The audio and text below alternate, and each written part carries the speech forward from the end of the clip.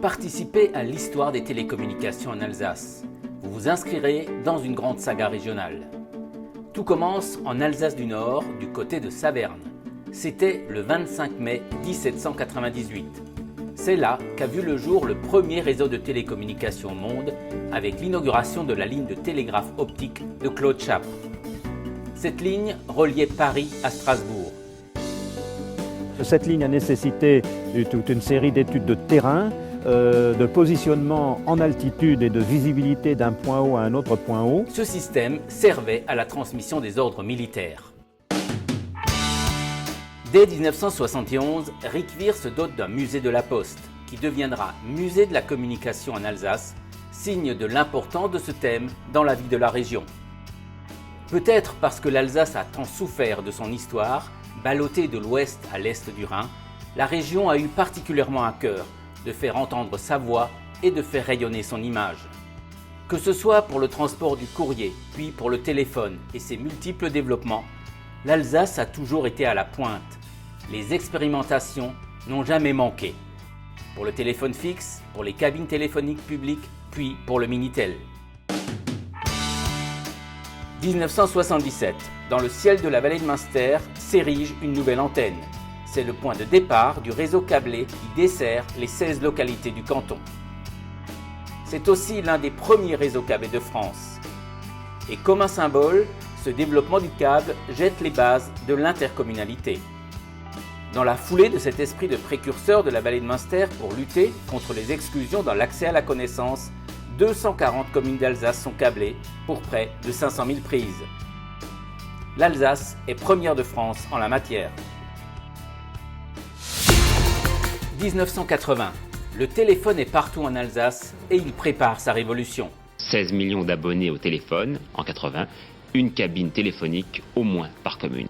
L'industrie du téléphone emploie 67 000 personnes. Les centraux sont progressivement de type temporel comme celui-ci. Les communications sont meilleures, plus rapides, plus nombreuses. Le fil de cuivre est remplacé par ce composant électronique. Au lieu de l'électricité, c'est de la lumière qui circule. En 1981, l'Alsace se distingue dans un autre domaine des télécoms, le Minitel. Alors c'est la simplicité même, on appuie sur ce bouton et connexion, ça réagit tout de suite. Et c'est à Strasbourg que les premières applications sont développées sous le nom de Gretel. En prime, un service de messagerie électronique, l'ancêtre de nos mails. Autre singularité, de 1981 à 2002, 80% des Minitel distribués en France sont fabriqués en Alsace. Telic Alcatel, la réussite tient à un fil. En 1989, l'esprit pionnier de l'Alsace en matière de télécom se dessine à Biesheim dans le Haut-Rhin. La société Eurocable offre la télévision, le téléphone et Internet à la population avec un réseau comportant déjà des liaisons principales en fibre optique. La démarche fait école à Colmar et Mulhouse. Mais avoir quelques longueurs d'avance sur la fin du monopole de France Télécom n'est pas une sinécure. Arrive ensuite l'année 1991. La capitale alsacienne est à l'avant-garde dans le domaine des télécoms. Christine Boss.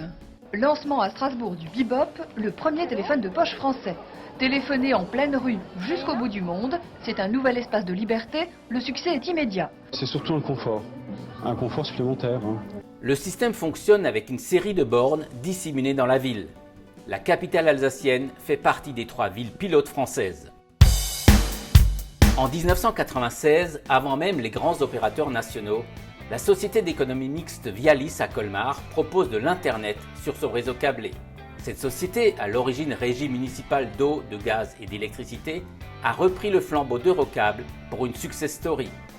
30 000 clients dans le bassin de Colmar, mais aussi 200 000 clients en Moselle, dans la région parisienne et dans les Alpes. En 2004, c'est toujours en Alsace que l'un des premiers réseaux de télécommunications d'initiative publique de France voit le jour. La région Alsace veut permettre aux entreprises d'accéder au très haut débit. La mission est confiée à la société Alsace Connexia. Elle est vraiment dans la logique d'aménagement équilibré du territoire. En 2010, le réseau représente plus de 900 km de câbles optiques. L'objectif initial, on va dire, des pères fondateurs, à savoir mettre en place une dorsale haut débit, à mon avis, est atteint. 30 bassins économiques, une quarantaine de zones d'activité, ainsi que de nombreuses têtes de réseaux câblés sont desservies. La barre des 50 000 clients ADSL est franchie en 2014.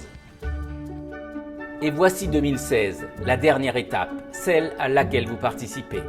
Le déploiement de la fibre optique à travers le projet Rosas. C'est le réseau d'initiative publique le plus grand de France. Et l'objectif de Rosas est de déployer 377 000 prises sur l'ensemble du territoire alsacien. Y compris que là, c'est quasiment historique. Sans l'intervention forte de la région Grand Est, plus de la moitié de la population alsacienne serait à l'écart du très haut débit. Nous avons beaucoup de projets sur la table. Donc on voit bien l'enjeu que ça représente. C'est un enjeu d'équité, d'égalité, de performance et de compétitivité. Le numérique pour tous, sans exclusive. Parce que l'histoire de la communication est celle de l'humanité.